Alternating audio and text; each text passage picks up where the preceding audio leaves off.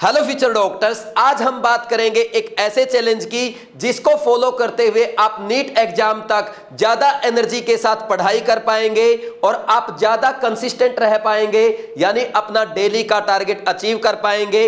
आपकी concentration increase होगी, आप में पेशेंस डेवलप होगा और आपकी प्रोडक्टिविटी भी इंक्रीज होगी, यानी आपके नेगेटिव मार्क्स कम होंगे और आपके टोटल मार्क्स इंक्रीज होंगे, जिससे आपका कॉन्फिडेंस भी इंक्रीज होगा।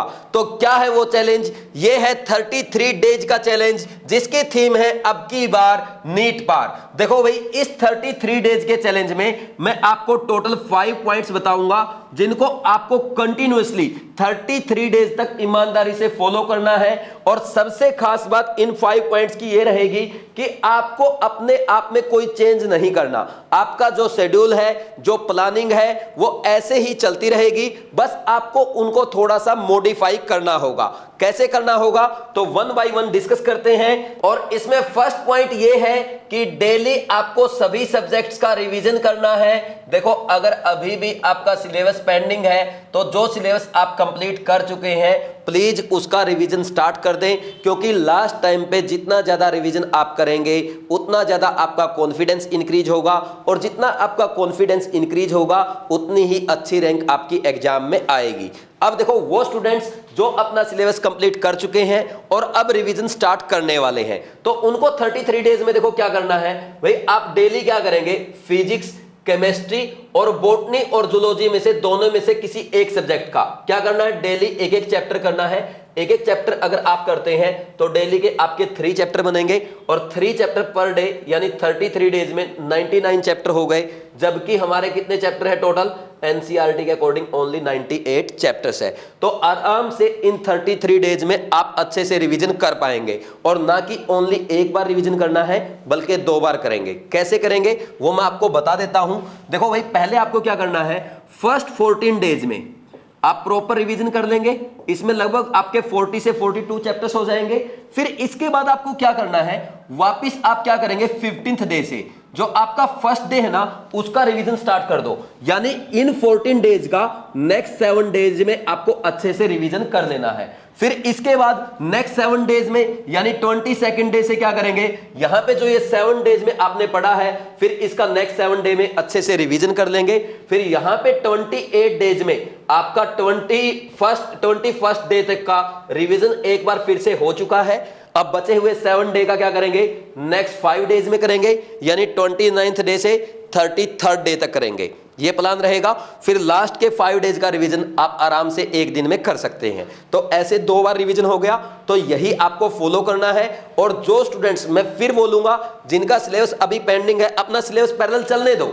आपको क्या करना है, बैकलॉग के तौर पे रिवीजन करना है। अब ये कैसे करना है, नेक्स्ट वीडियो में मैं आपको अच्छे से एक्सप्लेन करूंगा। उसके लिए आपको टाइम टेबल कैसे फाइंड आउट करना है। तो नेक्स्ट देखो, इसके बाद सेकंड पॉइंट क्या है भाई, डेली आपको एक बात पे ध्यान देना है, ओनली इजी टॉपिक्स पढ़ने हैं। अब आपका बहुत सारा सिलेबस पेंडिंग है तो सारे टॉपिक करने की जरूरत नहीं है, ओनली इजी टॉपिक करें, ज्यादा से ज्यादा करें। और इन इजी टॉपिक में आपको ओनली इजी क्वेश्चंस करने हैं। ये नहीं कि सभी क्वेश्चंस कर रहे हैं, ओनली इजी क्वेश्चंस करें। अगर आपको लगता है कि कोई टफ क्वेश्चन है वो आप सोल्व नहीं कर पा रहे हैं, या बार बार आपसे मिस्टेक हो रहा है, आप उस क्वेश्चन को छोड़ दें। आप उस क्वेश्चन को छोड़ करके भूल जाएं, लाइफ में कभी भी उसको नहीं देखना है। वो क्वेश्चन कभी भी आपसे एग्जाम में नहीं पूछा जाएगा। ये मैं अपने टीचिंग लाइफ के एक्सपीरियंस के बेस पे कह रहा हूं। और मान लीजिए आपने बहुत सारे टफ क्वेश्चन लीव कर दिए, उनमें से यार 1-2 क्वेश्चन आ भी गया तो क्या फर्क पड़ रहा है, इस बार आपको चॉइस भी तो मिल रही है।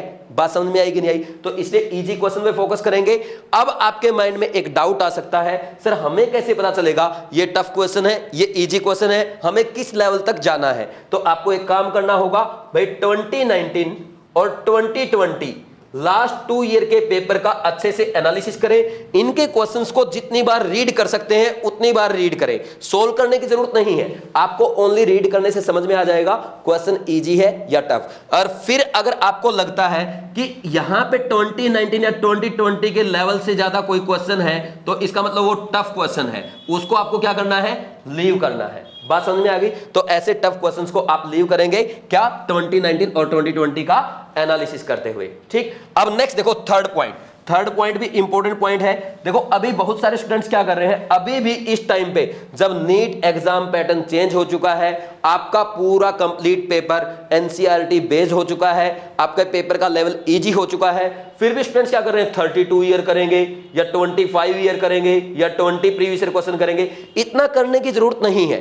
अब आप एक काम करेंगे, ओनली 10 ईयर, लास्ट 10 ईयर के प्रीवियस ईयर क्वेश्चन करेंगे, ओनली लास्ट 10 ईयर, ठीक, इतना काफी है। और इसमें भी अगर आपको लगे ना कोई क्वेश्चन ऐसा है जो आप सोल्व नहीं कर पा रहे या 2019 और 2020 के लेवल से टफ है, तो उस क्वेश्चन को भी आप लीव कर सकते हैं। जैसे फॉर एग्जांपल अगर मैं बात करूं 2016 की, भाई 16 में केमिस्ट्री में 2 क्वेश्चन आए थे, एक तो ट्रांस इफेक्ट का, दूसरा जॉन टायलर इफेक्ट का। ये दोनों टॉपिक ना तो आपके सिलेबस में है और ना ही आपके एनसीईआरटी में गिवन है, तो आपने पढ़े भी नहीं होंगे। तो अब ये क्वेश्चन आप कैसे सोल्व कर पाएंगे? ऐसे क्वेश्चंस को अपने को लीव करना है। जो आपने नहीं पढ़ा और वो क्वेश्चन आपको प्रीवियस ईयर में भी मिलता है, उसको लीव करना है। अगर आपको लगता है 2019 या 2020 से ज्यादा टफ क्वेश्चन है, उसको भी आपको लीव करना है। ओनली एंड ओनली, मैंने क्या बोला, इजी क्वेश्चंस करने हैं। बात समझ में आई कि नहीं आई? अब इसके साथ साथ आपको 10 मॉक टेस्ट करने हैं और ये मॉक टेस्ट ऐसे होने चाहिए जो आपके नीट 2021 के न्यू एग्जाम पैटर्न के बेसिस पे है। अब आप 10 मॉक टेस्ट कहां से अटेम्प्ट कर सकते हैं? देखो भाई, बीवाइज क्लासेस की तरफ से आपको न्यू एग्जाम पैटर्न के बेसिस पे 10 मॉक टेस्ट प्रोवाइड किए जा रहे हैं। और सबसे खास बात यह है, इन 10 मॉक टेस्ट की आपको पीडीएफ प्रोवाइड की जाएगी और पीडीएफ के साथ साथ ओएमआर की भी पीडीएफ प्रोवाइड की जा रही है, जो घर पे आप डाउनलोड करके ऑफलाइन प्रैक्टिस कर सकते हैं। और इन 10 मॉक टेस्ट के सभी क्वेश्चंस के आपको एक्सप्लेनेशन प्रोवाइड किए जाएंगे। इन एक्सप्लेनेशन से आप अपने डाउट क्लियर कर सकते हैं। अब आपको ज्वाइन कैसे करना है? bewiseclasses.com विजिट करके या bewise क्लासेस ऐप डाउनलोड करके ये 10 मॉक टेस्ट आप ज्वाइन कर सकते हैं। अब देखो भाई, ये तो मैंने आपको बता दिया कि ये 3 पॉइंट आपको स्टडी में अच्छे से फॉलो करने हैं। अब इनको सही से फॉलो करने के लिए आपका बेस्ट टाइम टेबल क्या होना चाहिए? क्योंकि अभी स्टूडेंट्स के साथ प्रॉब्लम क्या हो रही है, टेंशन बढ़ती जा रही है, सही से स्टडी नहीं कर पा रहे, अपना टाइम मैनेज नहीं कर पा रहे।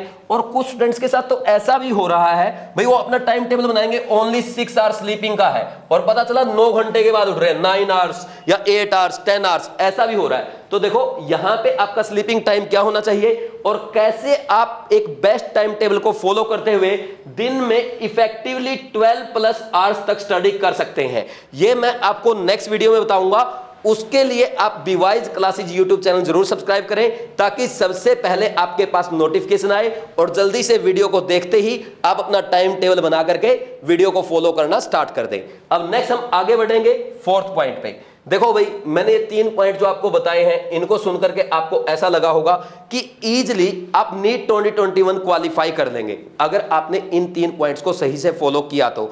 अब प्रॉब्लम ये है, इन 3 पॉइंट्स को फॉलो करना इतना आसान नहीं है। इन 3 पॉइंट को आप तभी फॉलो कर पाएंगे जब आप क्या रहेंगे, मोटिवेटेड रहेंगे। अब देखो, मोटिवेटेड रहने के लिए डेली मैं आपके लिए वीडियो अपलोड नहीं कर सकता और ना ही आप इधर उधर बार बार टाइम वेस्ट कर सकते हैं क्योंकि हमारे पास लिमिटेड टाइम है। तो क्या करना चाहिए भाई, यहां पे आपको सेल्फ मोटिवेटेड रहना होगा।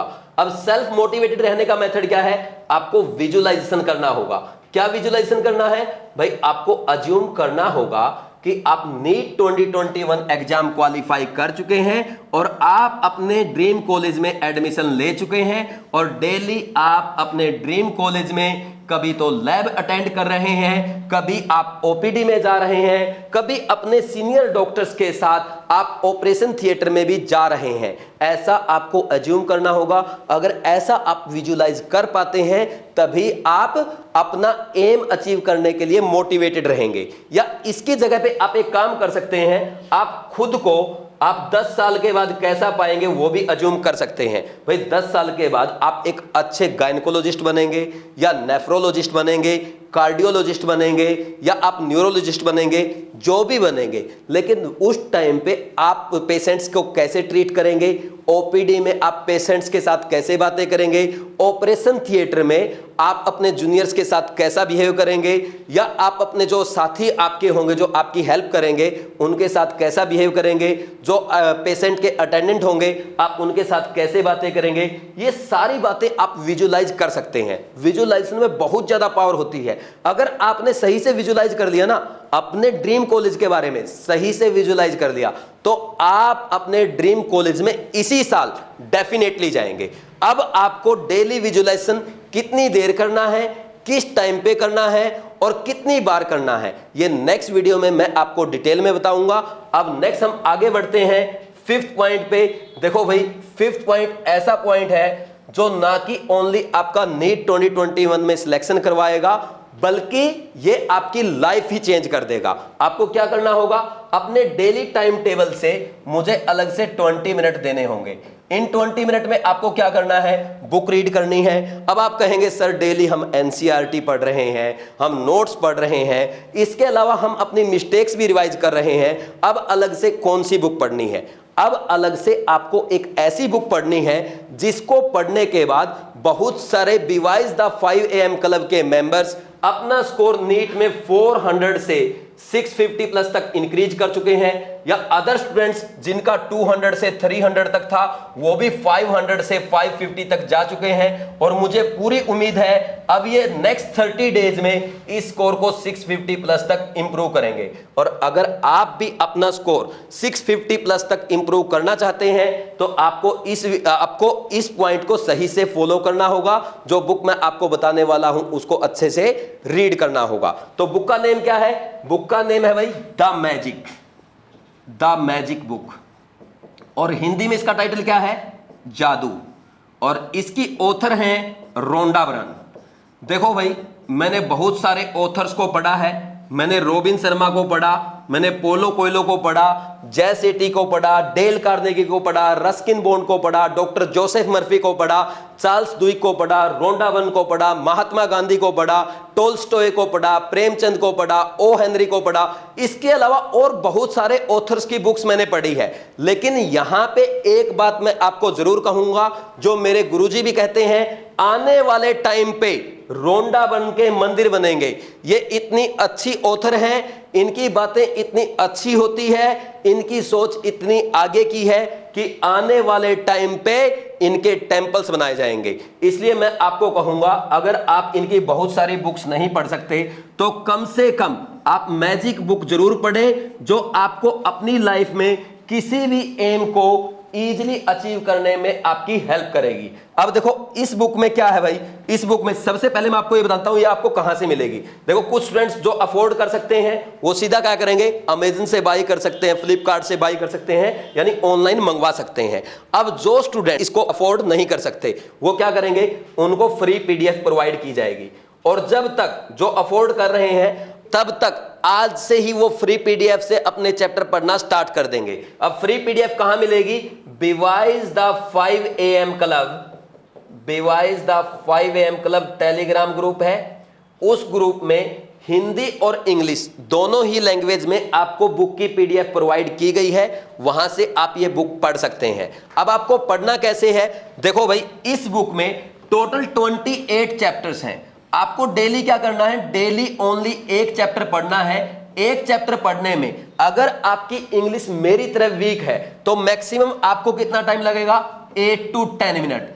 अब इसके अलावा इसमें है ना डेली आपको एक प्रैक्टिस करने को बोला जाता है, जिसमें आपको डेली 10 ग्रेटिट्यूड पॉइंट लिखने होते हैं। अब यहां पे जब आप ग्रेटिट्यूड लिखेंगे तो आपको मैक्सिमम 7 to 8 मिनट का टाइम लगेगा, यानी टोटल जो आपका डेली का टाइम होगा मैक्सिमम 15 to 20 मिनट।